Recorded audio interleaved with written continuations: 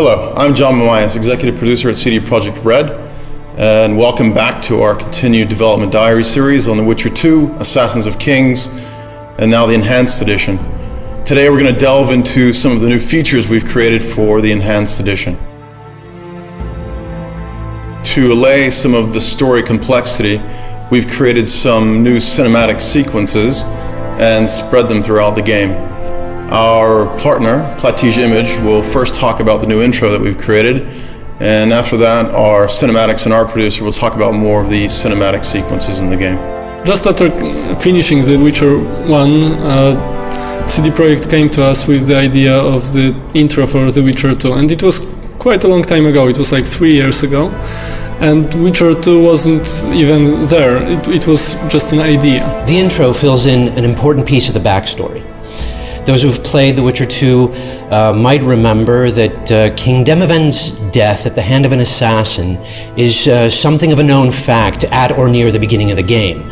The intro shows exactly how that happened, and it shows it in spectacular fashion. From the very, very early stages, we knew what will happen in the intro. We also quite early knew where it will happen, because the idea of the action happening on the boat was very early in the process, and it came directly from CD Projekt.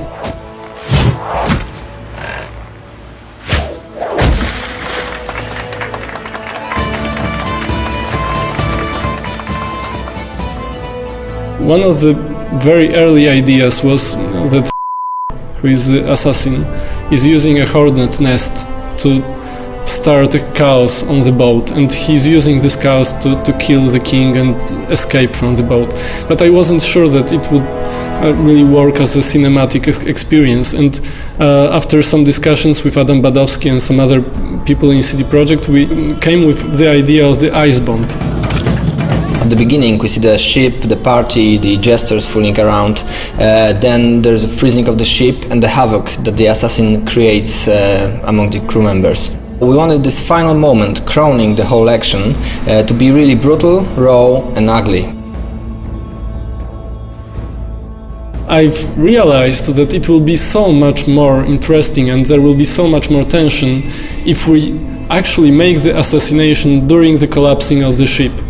And this idea was very late in the process. It was after all these stages of acceptation, and it already changed everything, but we loved it so much in Plattige, and the people in CD Projekt also loved the idea, that we decided like week before the start of the production to change this detail, which actually changed everything.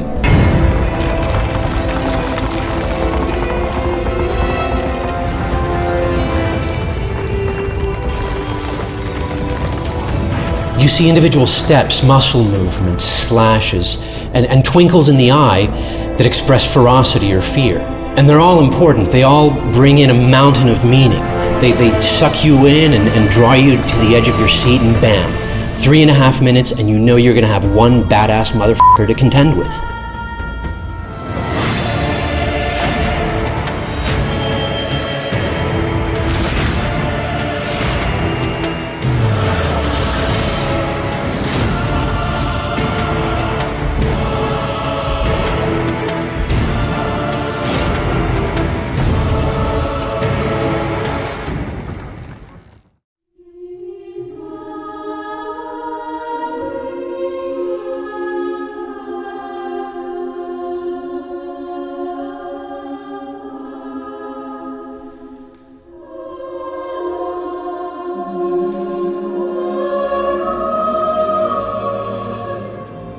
Besides the CG intro, we prepared a lot of new other video sequences. One of them are the loading movies. They were constructed to summarize what happened in the previous act and create a smooth transition to the next one. Grabbing Geralt, I embarked on a voyage upriver, deeper into the Pontar Valley. We also added 11 new cutscenes, all placed in the various places of the game. I can tell that 3 of them are showing what's going on in Loch Muin when Geralt is busy with the dragon. And the rest of them are connected with the new content of the game. Another type of video sequences that we prepared for the Enhanced Edition are the final boards. These are the short movies that are combined at the end of the game into one big movie that summarizes what happened in the game. Depending on the player choices, you can end up with 12 versions of those movies. Especially for this part of the game, we composed new music and recorded it with a live choir. The Witcher had traveled far and wide in search of the Kingslayers. Along the way, he had met both the righteous and scoundrels, Bernard Laredo amongst the latter. Additionally, we've prepared a completely new outro for the game. It was fully rendered on our own technology, Red Engine. And right from the start we decided it was going to take place in a whole new location, so yeah, we created a whole new location for it, which includes like new trees, new bushes, everything, just to have it geologically different. We also wanted to create this perfect view, and I think we achieved it is with this bridge that goes across a river. There's a forest on each side of the river. There's a mountain far off in the distance. It looks absolutely stunning, and I hope you guys will like it. So we've only just scratched the surface of the new content we're adding to Witcher 2 Assassins of Kings Enhanced Edition. Stay tuned for the next Dev Dive, where we talk about the new gameplay mechanics, as well as the new quests and the new characters.